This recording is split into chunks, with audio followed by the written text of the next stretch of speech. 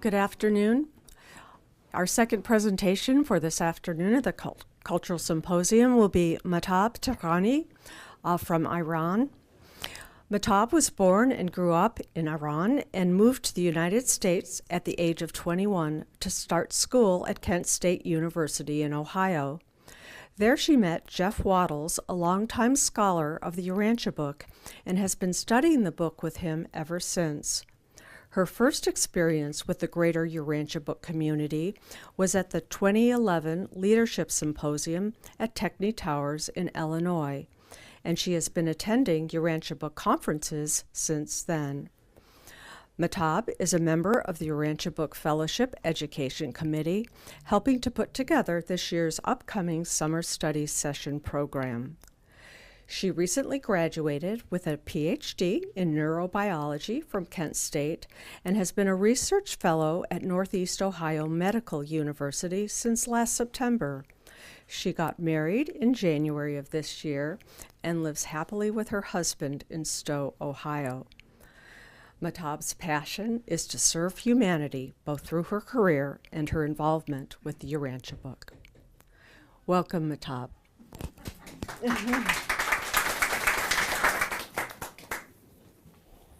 Well, thank you for that introduction. It's such an honor and pleasure to be here with you. Thank you so much to the organizers for giving me this opportunity to zoom in for you in some ways, but it's great to be here. I was able to catch some glimpses of bits and pieces of some of the previous presentations, and I really enjoyed them. And I'm excited to be talking about Iran. Let's see if I can share my screen.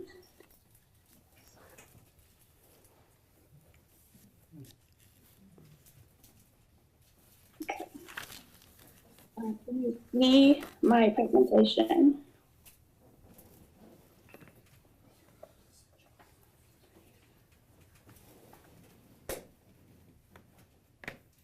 See the PowerPoint thing? Yes, we can. Okay, good. So this is an image. This is a NASA image of Iran at night.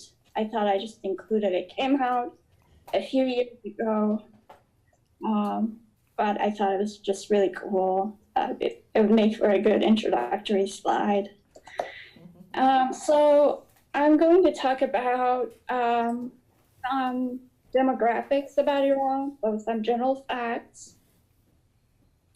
And then I'm going to go over some of the history of religions in Iran.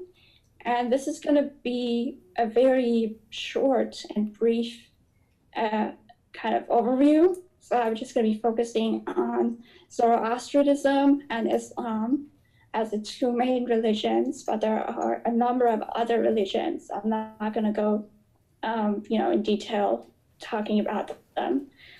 Then I will talk about modern Iran, the status of women, and then attitudes and feelings about religion currently. And then end with some talk about potentials for dissemination of the Urantia Book in Iran and some potential obstacles and the current status Urantia Book in Iran, and then hopefully we can have some questions and answers at the end. So Iran is a country of 82.5 million people. It's located in South Asia and the Middle East, Southwest Asia. There are a number of different religious groups in Iran. The majority are, which is about 89 or 90%, are Shiite Muslim. And then the largest minority group are Sunni Muslims. And then there are other minorities, Christians, Zoroastrians, Baha'is, Jews, and several others, and they make up the remaining 1% of the religious minority. As you can see in the image, Iran is ethnically very diverse. The majority of the people, the population are Persians, about 61%, or these are also called Farsis, Fars people. And then there are Kurds, Buddhists, Azerbaijanis, Arabs, and several other ethnicities. Now, with languages, the official language of Iran is Farsi or Persian, but as you can imagine, given that there's such ethnic diversity, there are other languages too, almost as many as there are ethnicities in Iran. There are different languages. So the religious history in Iran goes back to as early as 2,000 years before Christ, as documented in the history. The most ancient religion is called, as the name suggests, the ancient Iranian religion. And this refers to the beliefs and practices of people the Iranians who branched off of the Proto-Indo Europeans who migrated south to Iran around 2,000 years before Christ. And that's believed to have given rise to Zoroastrianism. And I will talk quite a bit about Zoroastrianism in the next few slides, but it's given that there's a lot of similarity in beliefs and practices between Zoroastrianism and the ancient Iranian religion. It's believed that Zoroastrianism took root from the ancient Iranian religion. But some of the features of Zoroastrianism are that they were pantheistic. So they believed in multiple deities. They also had a dualistic cosmology or philosophy where they believed in good versus evil, truth versus falsehood. They even assigned their animals. They divided their animals into good versus evil types. They also assigned spirits to objects, which was typical of the ancient religions. But most likely, again, it's believed that the ancient Iranian religion gave rise to Zoroastrianism. So the image you're looking at, this is probably the strongest symbol of Zoroastrianism. It's known as Farabahar, which symbolizes good thoughts, good words, and good deeds. The modern interpretation of this is that through good thoughts, good words, and deeds, the soul can be elevated to God, or it elevates to God. So it looks like it's in the shape of a bird. Zoroastrianism was founded by Zoroaster, which was the prophet, and it became the state religion of many dynasties in Iran for over a millennium. So that's a long time. This was before Islam came to Iran. Now, what Zoroaster did, he elevated Ahura Mazda, which is the god of wisdom, above the other deities. So Ahura Mazda was the god of gods. And so that was really the beginning of monotheism in Iran. What characterizes Zoroastrianism mostly is that it's full of symbolism. So there's a lot of symbols and traditions and celebrations around nature and life and good over evil. And maybe just to give you an idea, this image that we're looking at on the bottom of the screen on the left side, this is a number that shows you, this is modern Iran, a group of Zoroastrians worshiping Ahura Mazda. So they're lighting a fire and as part of a feast called the Sadeh. This is 100 days before the start of spring. It may look like they're worshiping fire, but they're actually worshiping God. So the fire actually has a special place in Zoroastrian religion. It symbolizes light and life.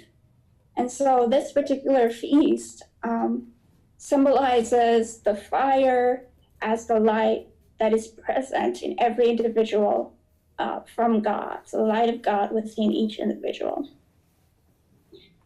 And the light was also a symbol of, and it is still a symbol of light over darkness. To the right of the screen, at the bottom, you're looking at another feast called Char Shambasuri. And this is the last Wednesday of the year when Iranians set bonfires in their backyards or on the street, and they jump over the fire.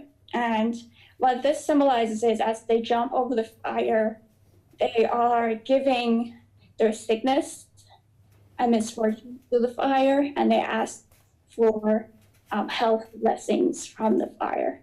And interestingly, well, this is a Zoroastrian tradition, but now, and it's been celebrated by Iranians all over the country, regardless of their ethnicity.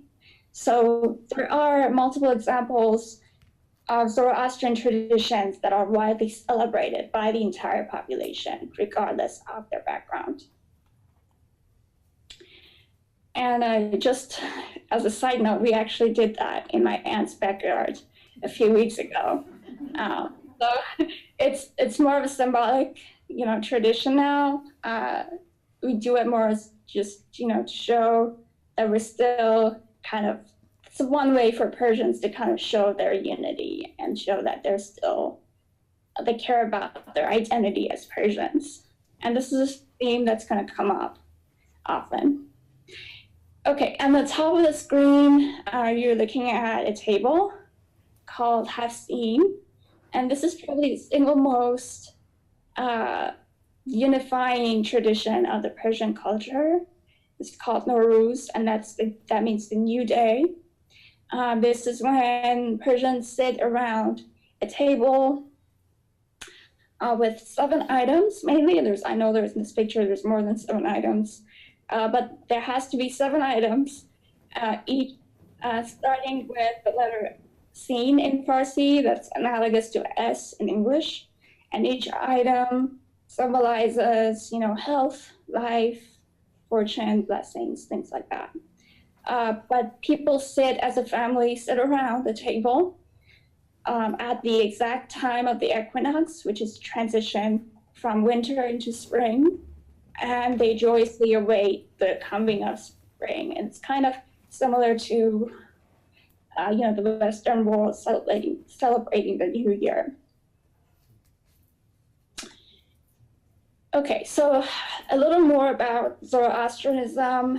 It first became the state religion during the Sassanid dynasty, and this was a few hundred years after Christ. And this really marks the period when Zoroastrian priests started to gain influence over the life of the public, because they had more influence in the politics, and they started to enforce their own viewpoints and their own orthodoxy on people. And this is the period when the idea of religion kind of getting mixed with politics was introduced into the society. So it has very old, very ancient roots. Now, I'm going to fast forward into the time when Islam came to Iran. Prior to Islam, again, about a millennium or so, 1,000 years, there were several different dynasties ruling over Iran. Again, with Zoroastrianism being the official religion. But then there were the Arab conquests of the 7th century. Now, the Islam coming into Iran, there is a lot of evidence showing that Iranians did not really accept Islam with open arms. There was a lot of resistance at the time. And this is really against what I remember growing up in school. Our history books said that Iranians were did not want to worship fire anymore, referring to Zoroastrianism, which is not true because Zoroastrians did not worship fire. And they wanted to openly, and they openly accepted and adopted Islam. And this is one of the things among the many things that they taught us that was not true. It's not really backed up by history. So there was resistance for several centuries until eventually Islam was integrated into the culture. So it's really interesting. One of the aspects of the Iranian culture is this two identities that persist until today. And that is the Persian identity and the religious Islamic identity. And we'll learn more about it as I go through the presentation. But probably the top two most symbols, like the strongest symbols for the fact that Iranians have been trying to hold on to their Persian identity are the Shahnameh, which is the Book of Kings. This is, if you've seen Game of Thrones, it's very similar to that, right? There are, it's a story, it's a national epic of, kings, battles and loyalties and disloyalties, and it just teaches a lot of lessons about different virtues. And so, and in addition to that, the Farsi language, the fact that even though Islam came to Iran, and a lot of countries that were subject to the Arab conquest actually did adopt, or by force or whatever reason, adopted the language. Iranians resisted adopting the Arab language, and they still hold on. They still have, up to present, they speak Farsi, even though it's influenced a lot by the Arab language. So these are symbols of Persian identity. So again, I'm going to fast forward into the modern Iran, the 1979 revolution, and this was exactly 40 years ago. This was around the time when my parents were 18 to 20 years old, college students. So up until that point, the Pahlavi dynasty was in power. The Shah of Iran was rapidly modernizing Iran. I have a picture of him right here. I don't know if you can see. I can move this. Okay.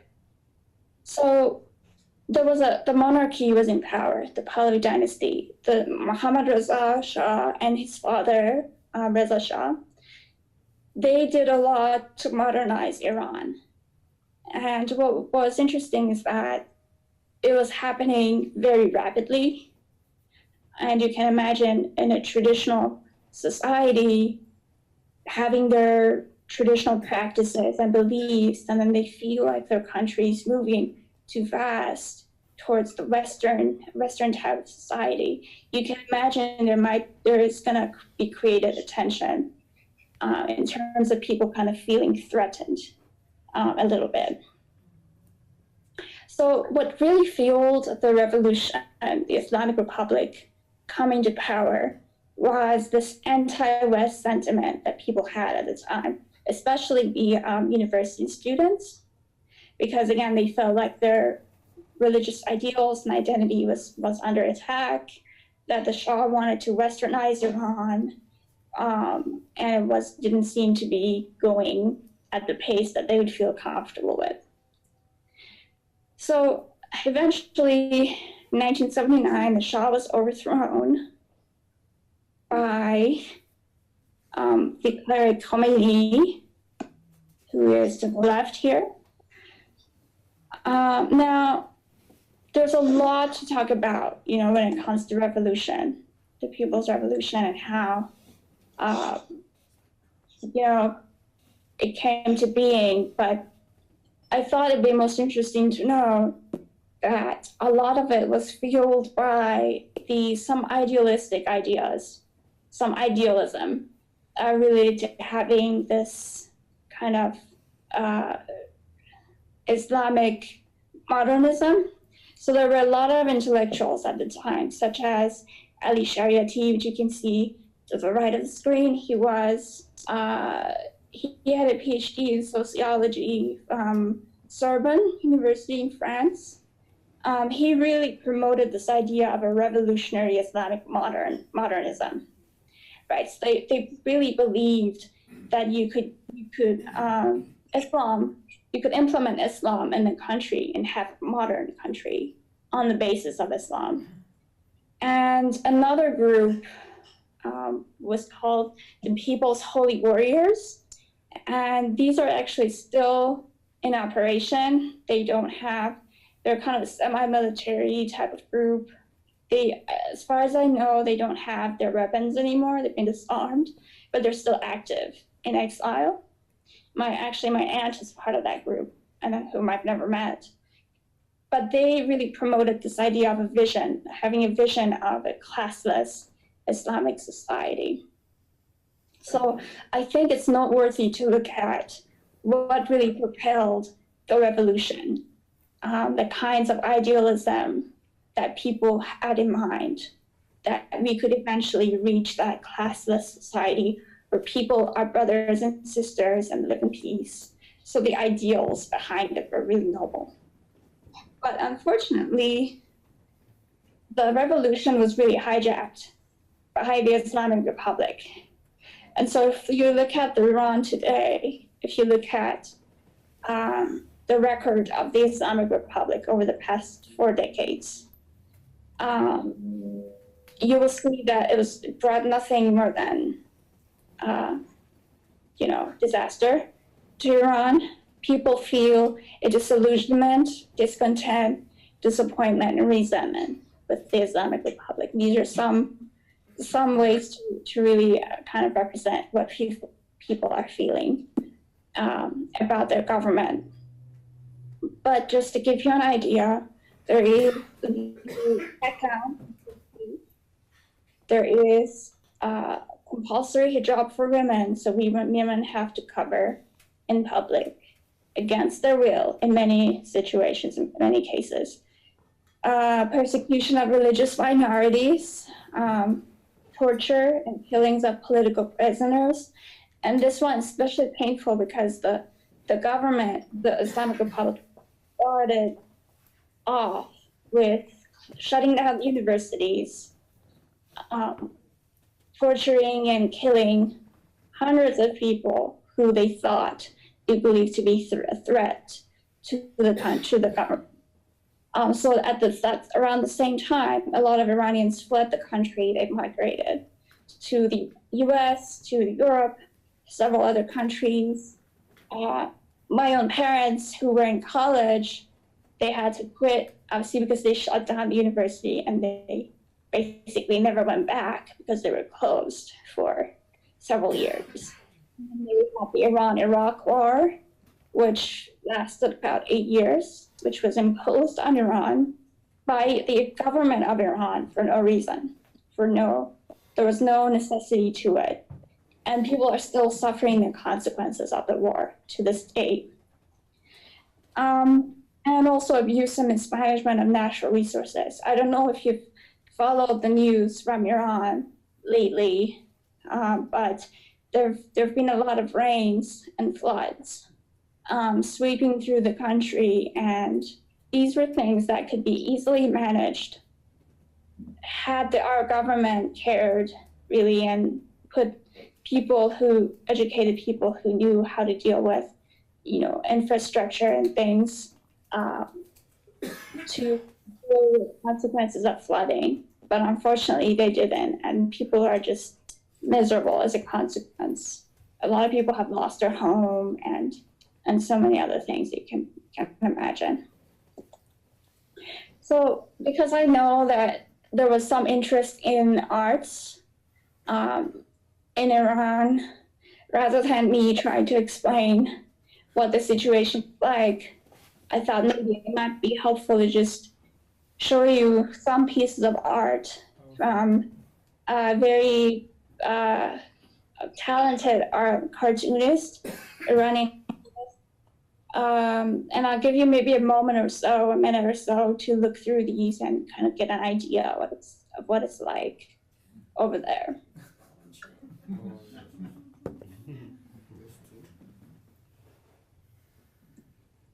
Sorry.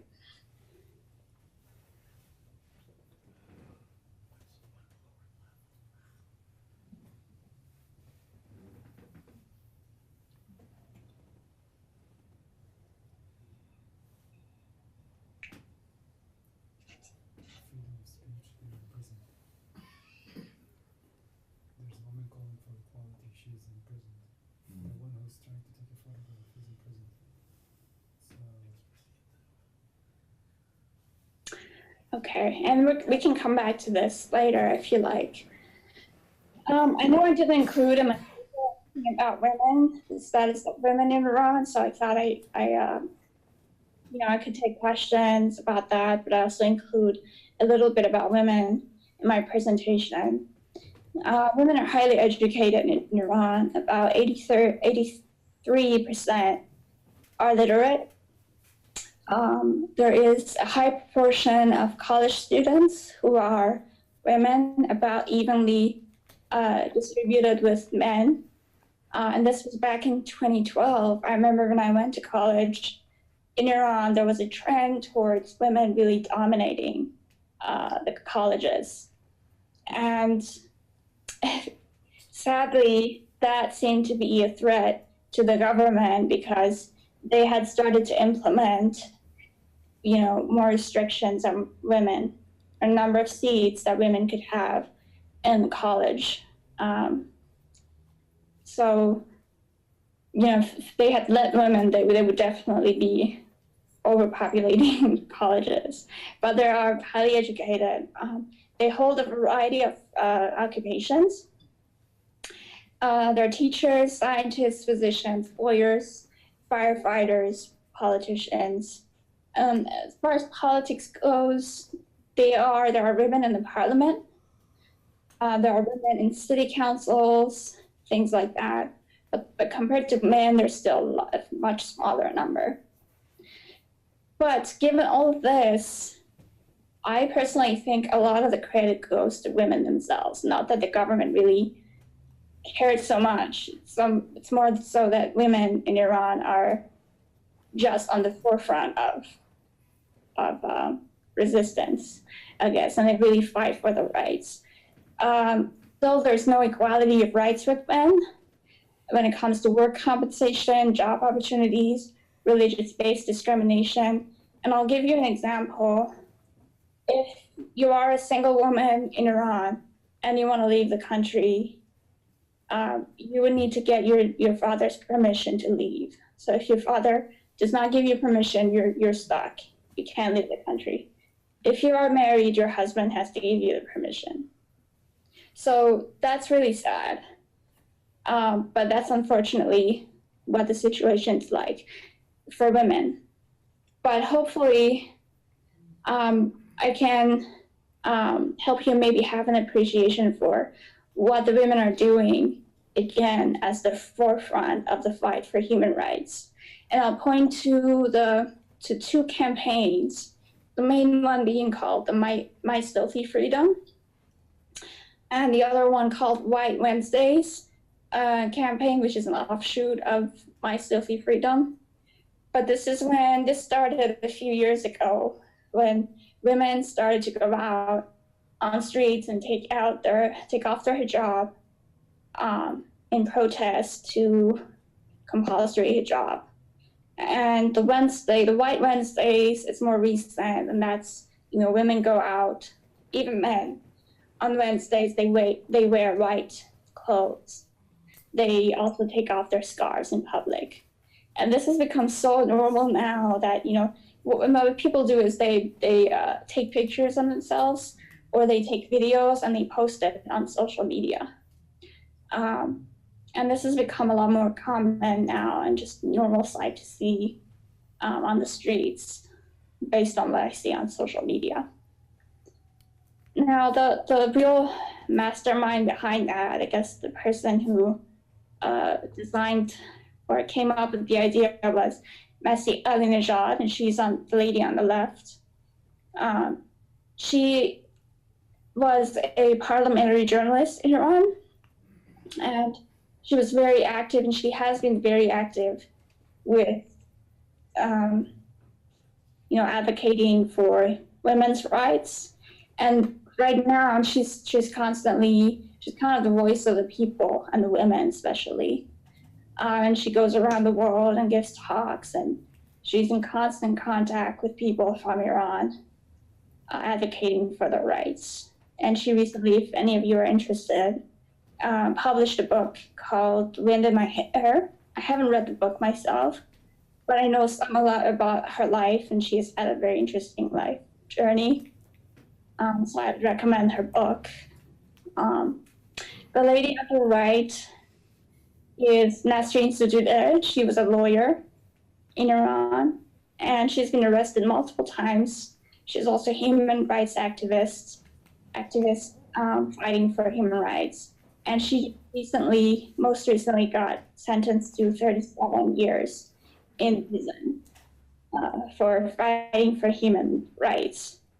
So these are really the two faces I want you to remember. And I think their names will go down in history as two, heroes of our time, not just for Iran, but for the rest of the world. And there's campaigns, I think, especially for Nasrin, campaigns going around to help her get out of jail, collecting signatures and such. Okay. So now that you have had hopefully a picture of the Iranian society and how highly politicized it is, I'm going to talk about the attitudes and feelings toward religion in modern Iran. So hopefully it's understandable that Islam right now is under scrutiny in Iran, that people don't look at Islam very favorably as they used to at the time of the revolution. Generations have come since then, and they've become even more skeptical of Islam. There's not just Islam, but overall, there's also the cynical view of religion. This is not something and it's not true for everybody, but I'm telling you, based on what I see in social media, based on my own experiences and my family and friends, that people have this kind of critical view of religion. And that's, again, understandable, I think, because of what they have had to go through in the name of religion. Some people even go as far as considering it superstitious and thinking about religion is kind of an old, ancient idea, outdated idea. We should look elsewhere, maybe into spirituality. So there has been more of a popular belief now in that religion should be a personal matter, and a personal relationship with God, which I think is exciting. So there are people who are very indifferent, that's a fact, but there are also many people who seek for truth in other ways. People who seem interested in Christianity, Buddhism, Hinduism, Rumi, and other mystical figures. They look into mindful practices and other spirit-centered practices. And if you go out on the street, if you ask someone about their religious beliefs, they most likely will tell you that they might identify themselves as spiritual and not religious, which is probably not a surprise because I see that here in the US quite a bit. So talking about the Urantia Book in Iran, dissemination and advancement, I again, this belief that religion, I think one of the biggest lessons that Iranians have learned as a consequence of living under the Islamic Republic has been the belief that religion should be separate from the government. They have felt this with every cell in their body, that this is not how government works. Religion has to be a personal matter. So that, I think, kind of looking at the bright side of things, that's, I think, it's a good thing. Religion is, again, as I said, more favorably viewed as a personal relationship with God. And especially the younger generations show a lot of interest and curiosity in other cultures. And now the government does its best in censoring information coming into Iran, access to the internet, the free world. But people are smart and they find their ways. They use filters, filter breakers, or whatever they're called. They use come up with their own programs to break through those filters and find their way to information, to the new world. So people see what's going on outside of Iran. So they don't really necessarily, and I'm talking about more educated, middle class. They have access to the internet and they know they can get their news from more trusted sources. Okay, and then, so based on all of these evidence, these different pieces of information, I think that the ground is fertile for introducing the Urantia Book. There is opportunities for introducing the Urantia Book, and there's going to be interest in it. But of course, as you can imagine, there's going to be obstacles because of the severe censorship and the crackdown on the different religious minorities. Islam recognizes Christianity as a religion, as a legitimate religion. Jesus as a prophet, no problem. But yet, Christians do not enjoy equal rights as, Muslim citizens. So that gives you an idea of how they might treat other minorities that they don't necessarily, believe to be justified, I guess, or they don't accept, are not accepting of. So there's that, and then the extreme intolerance of other viewpoints. There's a lot of severe consequences for people, and it can be as simple as just going out, on the street and voicing your discontent. You can talk about the government officials, for example, in a critical way in public. There's a ton of examples of people, some of those pictures that I showed you from girls taking off their headscarves, a bunch of them are already in jail. So this is kind of the level of intolerance that you see in Iran. So when it comes to disseminating the Urantia Book, then it makes sense that distribution of the physical copies would be dangerous. Sponsoring study groups would be dangerous. And at this point, I'm not exactly sure, and my knowledge of how far the Urantia Book may have spread in Iran is very limited, and I'll tell you a little bit about it in the next slide. But I think even if there is interest for it, it would be very dangerous to do.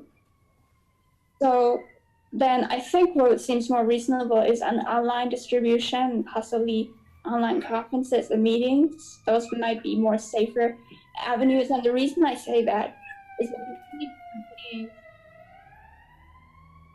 some of these campaigns that we just heard about, that I just went over with you, that's kind of their main avenue of communication. They use social media quite a bit to get their messages across, and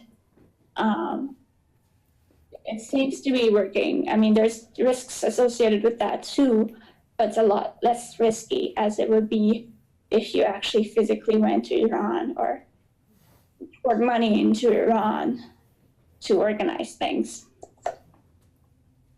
So what I know about the current status of the Urantia Book in Iran, I know for sure that it has found its way to Iran, and my main source of information is Hamid Mazda, who is the Farsi translator of the Urantia Book, and he's been working with Barry Clark, who works with the Fellowship. As of 2 weeks ago, when I talked to him, about 73% of the book has been translated into Farsi. And he told me that the Persian translation, he had heard from Barry Clark that it had had the highest downloads among other translations last year. So they say that there's definitely interest in the book. Hamid especially uses Telegram and Instagram. He's an aerospace engineer that lives in California. He's lived in the US for a long time, but he's very active. Almost every single day he's posting, text from Urantia Book, and usually he has the text in English that goes with some pictures, and then there's the Persian translation below it. And I usually see people commenting from Iran and other parts of the world on the posts, and they seem to really be interested in the content. But overall, I can tell you, unfortunately, I have very limited information about how far the Urantia Book might have spread in Iran. And, again, understandably, given the situation there, I'm sure a lot of it's done quietly. People are not going to advertise having read the Urantia Book much or publicize it much, given the risks. So I want to end with just some overall observations that many Iranians are hungry for truth. They are friendly, peaceful. They desire peace and freedom, despite the fact that the government may paint a different picture. People themselves want to live in peace with the rest of the world. The spread of the Urantia Book would likely be very gradual, given the current situation in Iran. And I want to add, I don't have it on the slide, but I think a lot of the energy currently is concentrated on some of the basic rights, trying to get back some of those basic rights, human rights, that people don't have. So if there may not be huge immediate interest in the Urantia Book at the moment, I think it might be partly because people are fighting back to get those rights back, that a lot of people are enjoying in the free world. So when it comes to dissemination strategies, I think they would have to be done they would have to be thought out. It's going to be different from the rest of the world that's, could have free access to Urantia Book. So maybe it might be a good idea to establish safe connections with people within Iran in an anonymous way, just so we can get information firsthand from people living in Iran. I think that would be different from just hearing from people who live outside of Iran. And one thing that I think the Cultural Symposium is already doing as a great step toward that is to get to know about the people. I think we should go to people with our message after we have really established that kind of connection, after we have gotten to know people and learned about their culture. I know some concepts in Urantia may come across as really strange to people in Iran. For example, the concept of Trinity. People believe in, God as the only God, and God having a child, Jesus being the Son of God. And even for me, I remember it was a little bit hard to adopt at the beginning. So there are those considerations. So I think getting to know people, learning about their culture is super important. And I think two potential resources to tap into are the women and the Iranian diaspora who live outside of Iran. And by one estimation, there were 4 to 5 million Iranians living outside of Iran in 2010. And these are extremely talented, educated people. And I think those would be great to work with.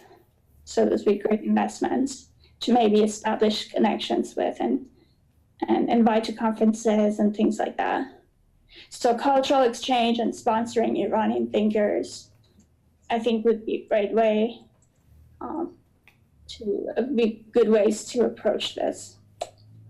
So I'm just going to end with this slide. I know pictures are appreciated, so maybe I'll leave this on. Some pictures of Iran to give you an idea of the diversity of culture and arts and the return religion, I guess, in Iran. But I'd be happy to take any questions.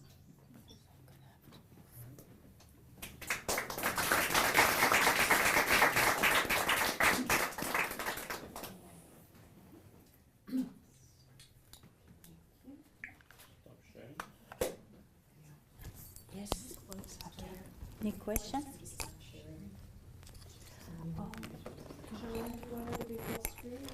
No, I think she could stop sharing now so we can.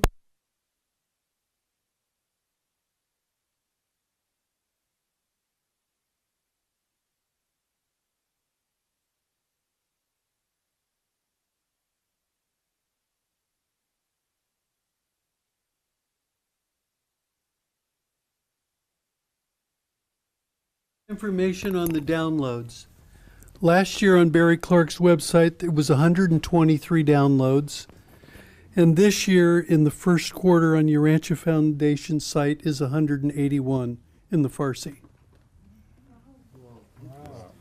I think Mahtab, we will talk to her from our microphones on the Do they work? on the table. Could you hear me now?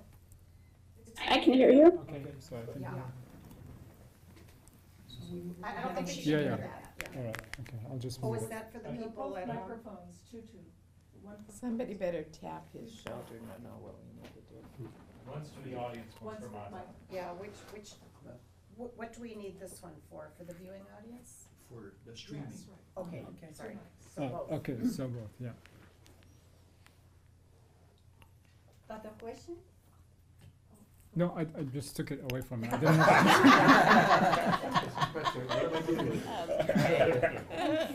But I do have a question anyway, so I'll ask it. Okay. Okay, so my question is, I noticed that you focused more on women, the educated women, etc., etc. What about the men?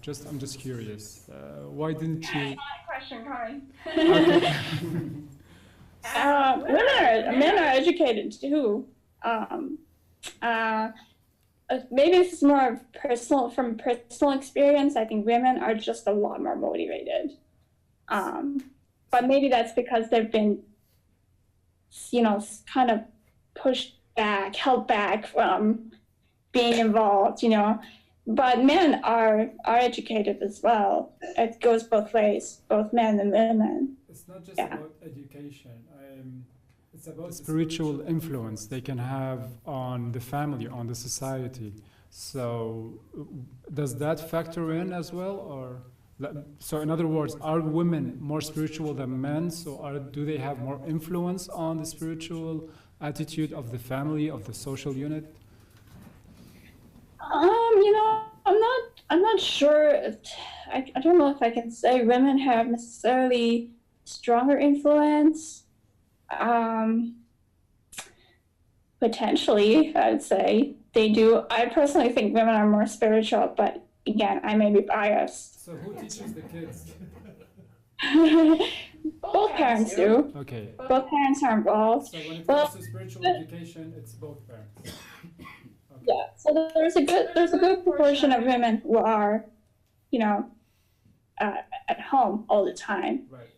So just considering that, I think it makes sense to think that women probably have a stronger influence, but that's just simply based on my own reasoning. I don't know. I don't know if it's backed up by evidence. Thank you. Sure.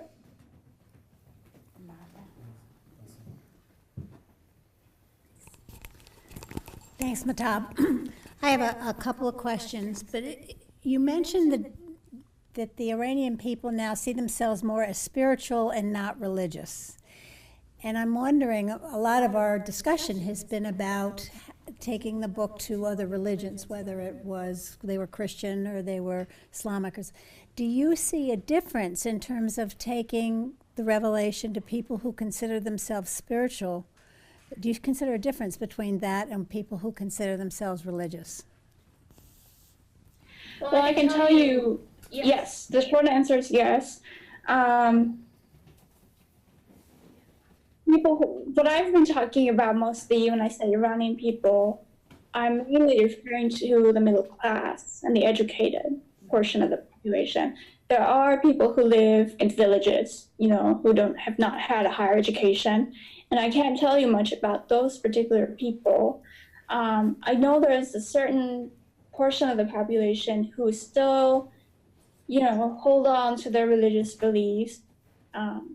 Some do not necessarily approve of the government of Iran. They don't think that the government is representative of the religion of Islam to them.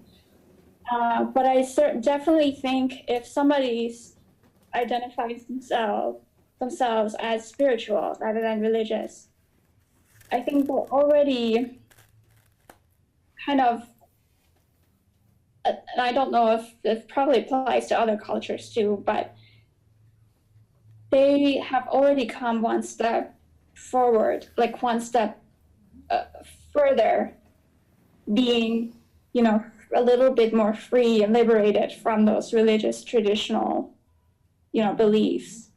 So I think there's a difference approaching those people than somebody who's more tradition bound and religion bound by more kind of older ideas and beliefs of religion. Do you have any kind of suggestions as to what you might do or how you envision it? I like what Jesus did, in his time when he tried to appeal to the truths that he found and what people did and what people said and what people believed. I think we can adopt the same method. And I think it makes sense, too, if we kind of try to appeal to what is already close to heart to people, as opposed to introducing a whole different idea. It's just going to be more work, and there's more chance of them rejecting it. So I think appealing to their beliefs that we know are true, or feelings that we know are true and come out of their hearts, I think it would be important. It would be a good strategy to take.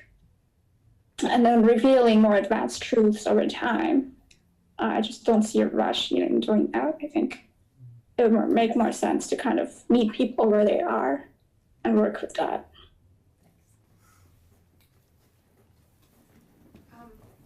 A member of the viewing audience said they've not been able to hear the questions, but they heard low, and we held it closer to his mouth. Can you check if it's on mute? Oh, was it on mute? I don't think so. Yeah, I shouldn't hear you. No, it's not. Okay, so just hold it closer to your lips. I don't know. I have a question about education. Do they teach English in universities or in school? They do. They teach English, I think, as early as, I even heard, like in elementary school. It's not at a level which would allow you to be conversant in English, really. But it gives you some exposure, and when you get to all the way up to high school, it's a lot better to work with. I guess there's more work that goes into it. So it is taught in high school. And a lot of Iranians, not that the government, like the public schools teach people very efficiently, but nowadays, and this was even back when I was in middle school, my dad wanted us to go learn English. And so he signed us up at this English institute where we took classes aside from school. So people understand the importance of learning English in Iran. It's very widespread. So a lot of people are learning. They put their kids through,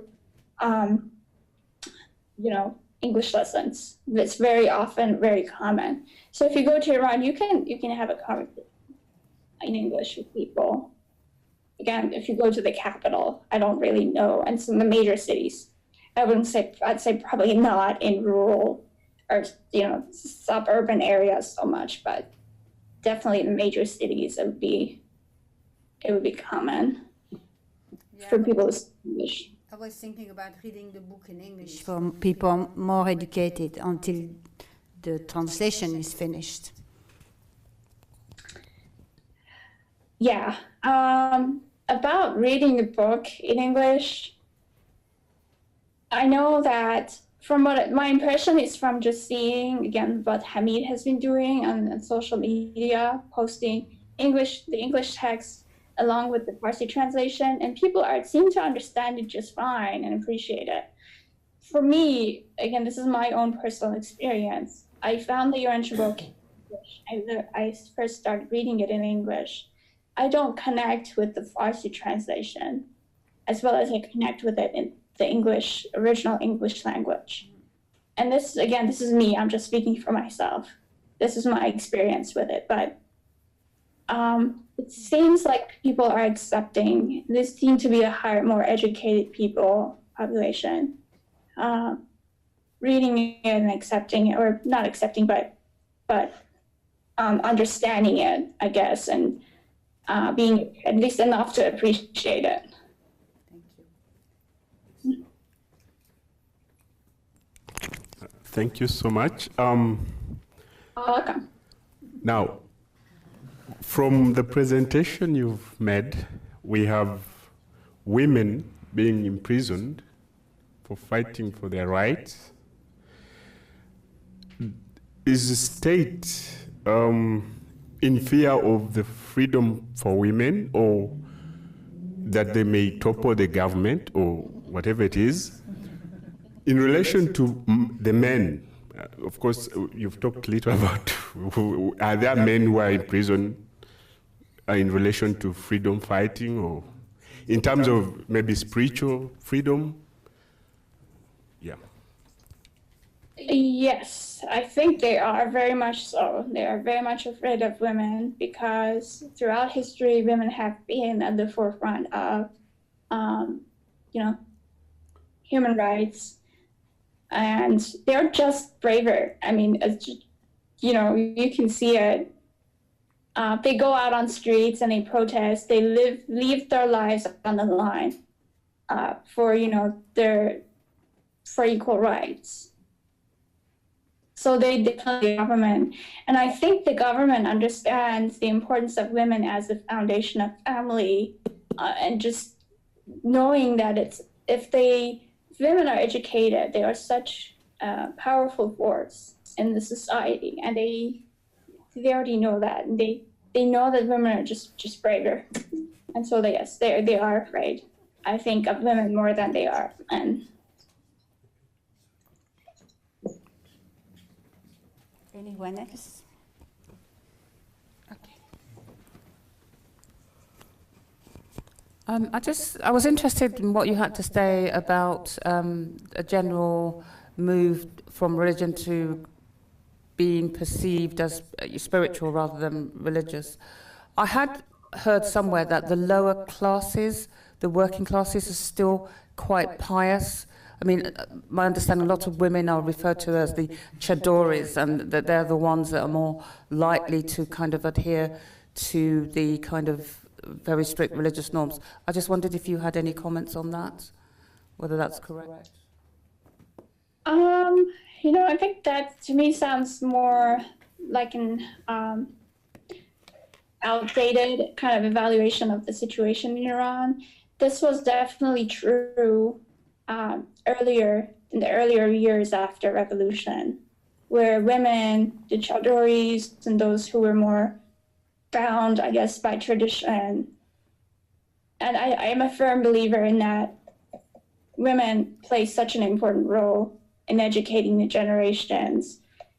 And I think to a great extent, a lot of our misfortune currently goes back to women not believing in themselves in the past and kind of just accepting what was imposed on them. But that has definitely changed. So in the present, women are just taking over.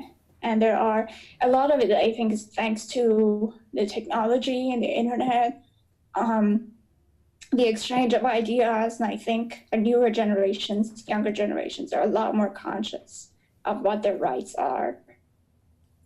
So that was true at some point, I think, but hopefully not much anymore. It's changing.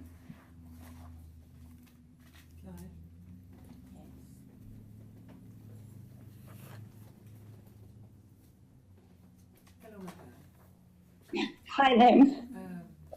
Do you still have relatives that live in Iran? And friends?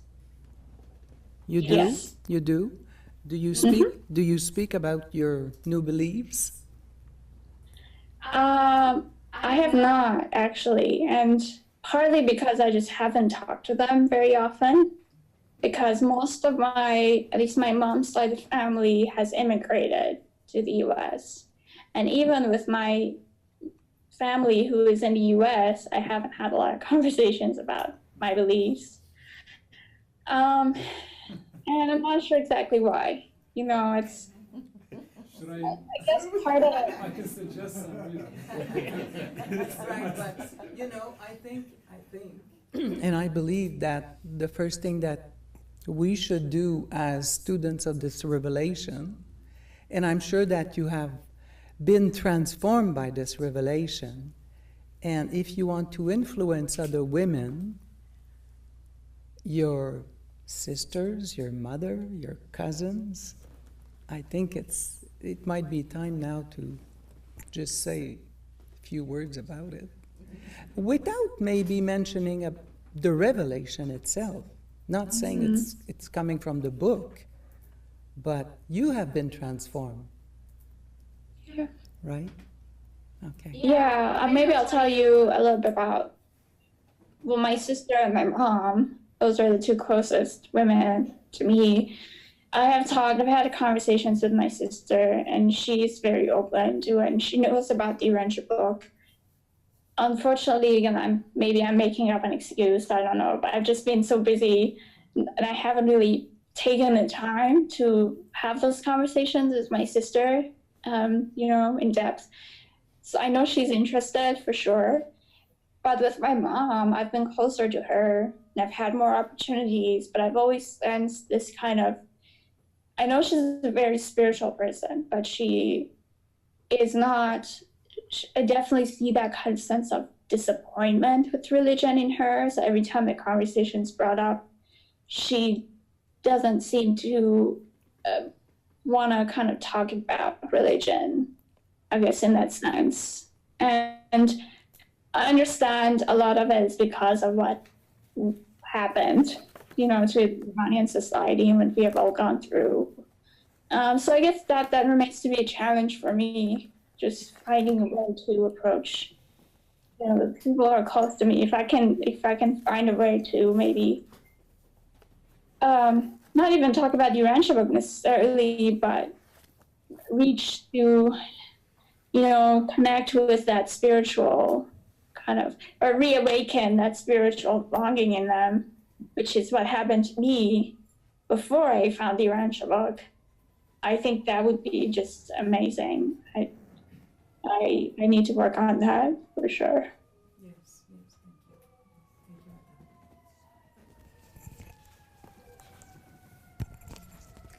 Hi. What have the economic sanctions done to the everyday lifestyle of the people in Iran? Yeah, that's from what I hear. So I haven't been back to Iran in the past 12 years or so. But I've heard that, and I see on social media, people post pictures and things of their fridge. Like they open the fridge and they show this is what I could buy today. People have lost a lot of power in terms of, what they can provide for their family on a daily basis because of the inflammation. It's just been just miserable. You know, it's just gone down every year, one after the next. It's just gotten worse.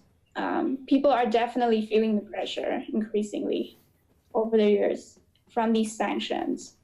But, you know, I think about, I feel like, I'm not saying it's justified in any way, but I think if you want freedom, you have to pay the price.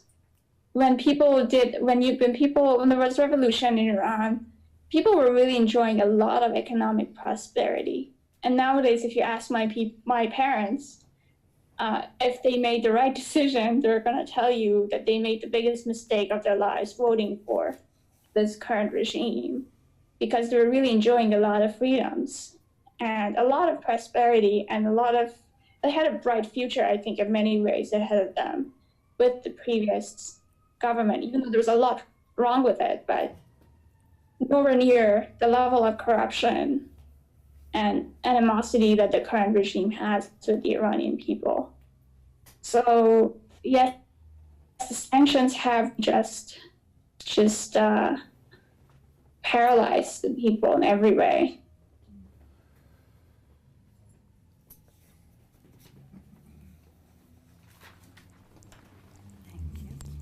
But I guess just to finish off my thought, I think maybe that's what it takes to eventually get to freedom. I don't know, you know, I really don't. It's a very complicated situation over there. I think somebody has to pay some price to get to where, you know, these are no longer problems for people. Their daily bread and all those basic needs, I guess.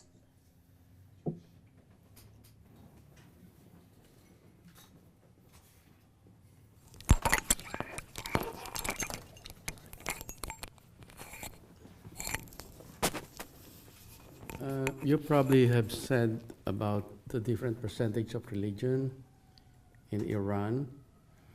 I just would like to, if you can say that again, and particularly what is your family's religion? I mean,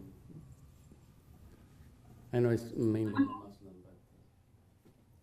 Yeah, my family's religion, they don't really, if you ask them 10 years ago, they would tell you they're Shiite Muslim. They've never really they've never really practiced Islam in that sense of, you know, doing the 5 daily prayers and going to the mosque.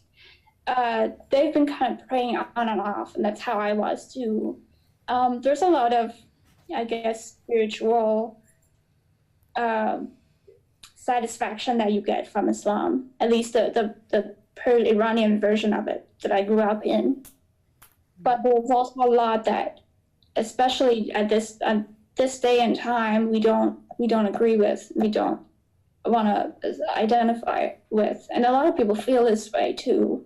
Even though they read that, you know, 90% of the population are Shiite Muslim, a lot of them aren't really. They don't believe in Islam. They're just identified as Muslim, or they're called Shiites because they need to be Shiites to go to college, to have a good chance of getting jobs. So that's kind of more of a label than an actual belief, you know, something that comes from their hearts.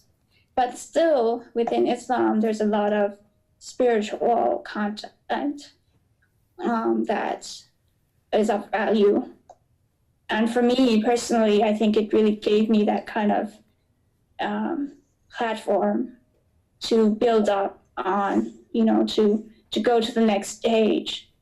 I think when I accepted the Urantia Book, it just wasn't in a vacuum. You know, I grew up in a spiritual environment, I think, that helped me develop a relationship with God, even though there were some misconceptions, you know, sometimes there were fears and things, but deep down, I knew that I knew God, you know, and I think the Urantia Book just elevated that relationship to a whole different level. But I knew God before I found the Urantia Book. And I think that's true for a lot of people. There's that kind of spiritual in Iran. There's that spiritual quality to people's interactions. I know that there's also a good amount of Jewish Iranian. What percentage are they? How are they being treated? And also about the Christians, if you can give me some percentage and how do they live there?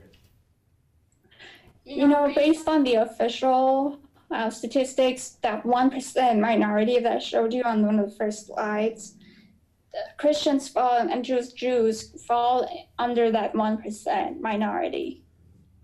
There's so many other ones again. So I'd say probably a few 100,000 at most. But as far as the way they're treated, Christians are probably treated the best, but they're not treated well as they should be. Jews are treated worse than Christians. At the time before revolution, my parents always tell us like stories of how they had Jew neighbors and they lived in peace and they just were happy living together, you know. But then after the Islamic Revolution, people's concepts of Jews changed, and you know, a lot of it is because of the propaganda of the regime. I know this is especially bad when it comes to Baha'is. I remember growing up, I had a friend, we had a neighbor actually, and I had heard from other people that, you know, Baha'is are, I even hate to use the term, but they're not pure, something along those lines. And I didn't know as a child, I kind of believed it, but not in my heart really. But I just think that it was really sad that they were so downgraded, you know, and I think that was all part of the propaganda. They just, whatever the government doesn't approve of is gonna have to be just taboo, I guess, in some way. So yeah, they're unfortunately not. And a lot of Jews fled Iran after the revolution too, so.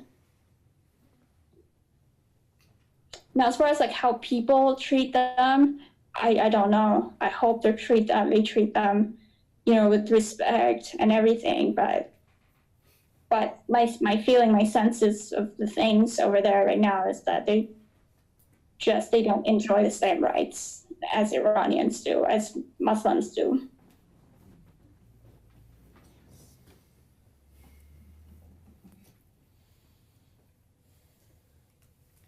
So I just wanted to ask, what are the views of, in other words, how do the Iranians view the American people? For example, I don't know if you've seen my presentation, but in Lebanon, they are quite positive towards the American people as a people, but opposed to them as a their external foreign policy. But as a people, they like them in general. So what's the case in Iran? Yep, it's the same with Iranians. They love Americans. They're actually, Americans are like among the top most popular cultures. There are, again, you know, when you look at the news, because coming out of Iran, the official news, state news, there's going to be propaganda again against, you know, telling, yeah, we have all this you know, people, masses of people coming out on this, chanting death to America, all that. But, you know, that's all just the surface, you know, the actual, and I can tell you, my husband's cousin went to Iran a few years ago, just as a tourist. He was there for a few weeks. And he says, he's been all around the world, and he says Iran was the #1 country he really enjoyed. He got the best treatment from people because people just, and I think a part of it is really because we've been, especially with the US, we've been held, there's been this wall, you know, by the governments. You know, there's no exchange between the two cultures, and that naturally draws people together, I think, just does the exact reverse of what the governments intend. People tend to kind of want to learn about each other's cultures. And Iranians are definitely very interested in Americans. There is a smaller population that may still be not thinking about the US or still thinking about Americans as wanting to interfere with Iranian affairs. But people love Americans. They would love to have that cultural exchange. Thank you. Here.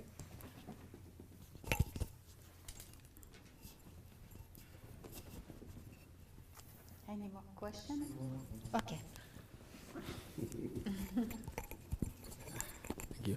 I think about the methods that Jesus used. You said that you say about methods of Jesus from Jesus. He did. He talked and visited with leaders. When he was met with the emperor of Rome, and he gave enlightenment to the emperor himself. Now I think that we are gathered in this room as many are still young. Maybe in our life we will come into contact with the high official from Islam, official, maybe Christian, high rank. We can give them teaching from the Urantia Book to enlighten them also. This is just my suggestion.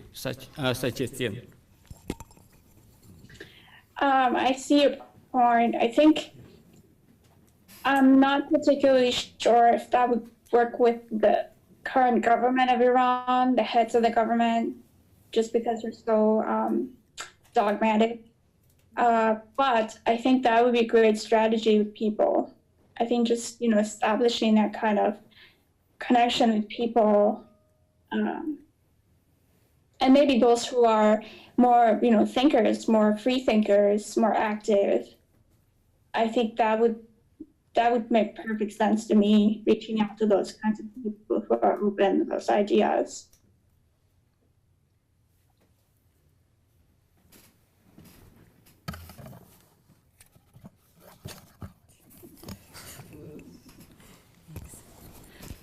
Another comment you made, Mahtab, was making safe connections in anonymous ways. And my guess was when you said that, you're talking about maybe social media or something like that. I don't know. But can you say more about being able to make safe connections in anonymous ways? I wish Hamid was here. They could probably have a better answer to your question. But I think something that is of great concern for Iranians when it comes to, voicing their opinion is that they might be somehow tracked out by the government. And even if they live outside of the US, they have family living back in Iran, so they have worries. And this is something that happens a lot, where people, post something on social media and then they go home to visit their family and are caught at the airport. So the fear, it's the concern is justified, I think. But so what I mean by anonymous is I think people, but there's still a lot of movements or ways that people want to express they still do express their thoughts and their feelings in an anonymous way. Maybe they don't. Some people are really brave, just come out and say what they have to say. But I think, it would make more sense. I don't want people to put themselves in danger. I think there has to be a way to maybe anonymously put yourself out there somehow. And people do that. So I think it might work with Urantia Book related exchanges to, not sure if I can give you really more detail other than that. So it's really about respecting their need to be anonymous, their need to really respect however they want to set their boundaries and remain anonymous. Exactly, yeah.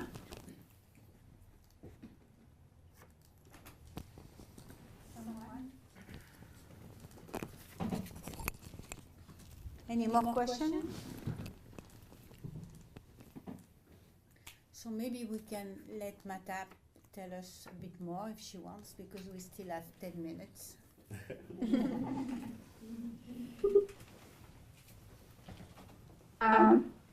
Well, let's see.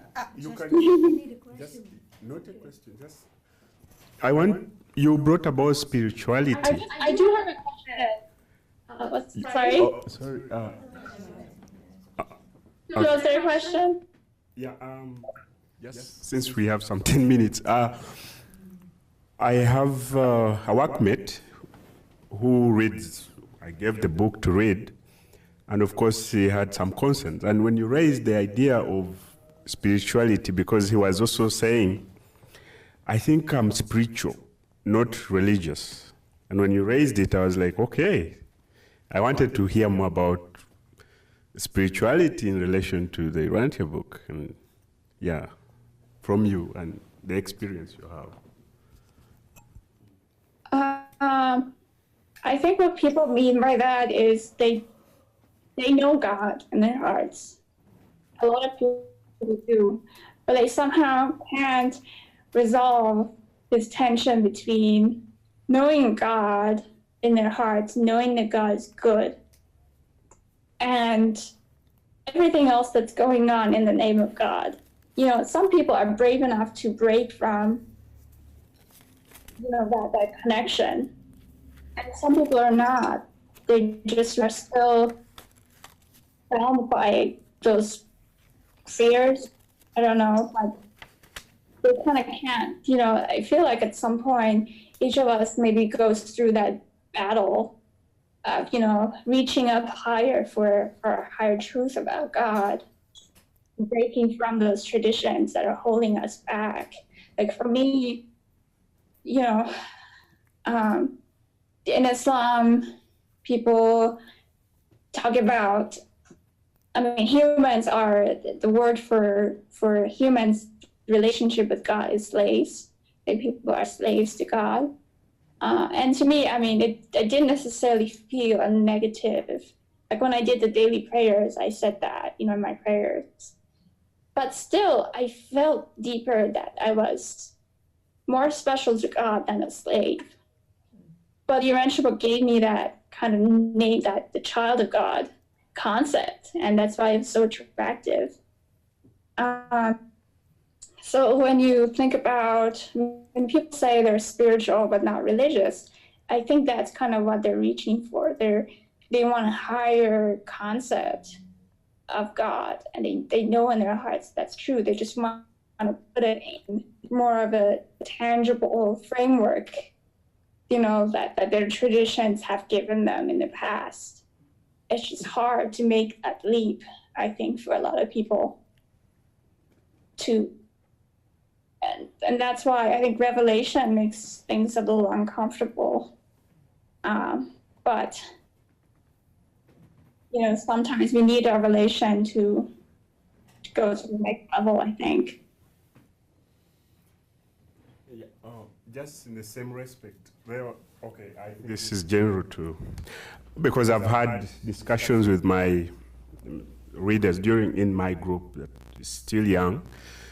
Something came up of, if God is universal, why, maybe you could answer this better, why is it that the Urantia Book is such that we have Jesus, like in that respect?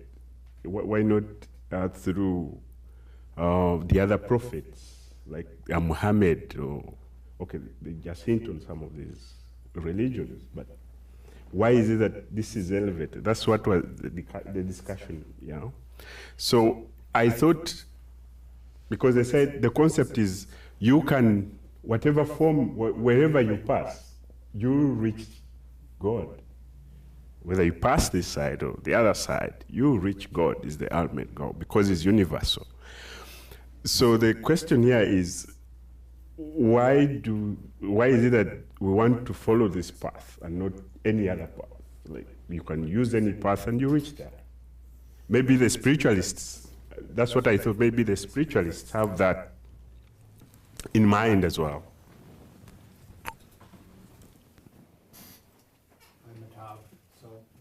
Oh, Julia, she's also spiritual but not religious. I think the best answer, Gandhi was once asked, you know Gandhi from India, what is your tradition? He said, I am a Christian, I am a Jew, I am a Hindu, I am a Buddhist, I'm a Taoist, I'm a Zoroastrian, I'm a Muslim. I think the bottom line is the labels don't mean anything. And they didn't mean anything to Jesus, did they? Because he told story after story about Samaritans. And so Jesus was genuinely not interested in labels, he was interested in people. And the reason why Palestine, why that area was, I think, well spoken by Mark, was that Rome created the Pax Romana. And this was a time which there was religious liberty and there was freedom and freedom of thought. And there were all those wonderful caravans. Moses made a wonderful picture of Jesus as a caravan leader. And so it was a wonderful time in which to inject truth onto the planet. But again, I think we get caught by the labels. And as Lao Tzu says, the Tao that can be told is not the Tao. The name that can be named is not the name. This is beyond names. And I think that's why spirituality is so powerful, because it doesn't require a card. It doesn't require a label. It just requires a relationship with God. And I think Mahtab has said it very well.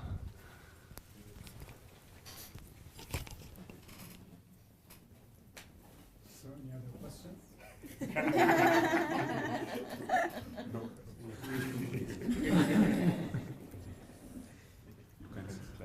So I think we want to thank you so much, Mahtab, for your presentation.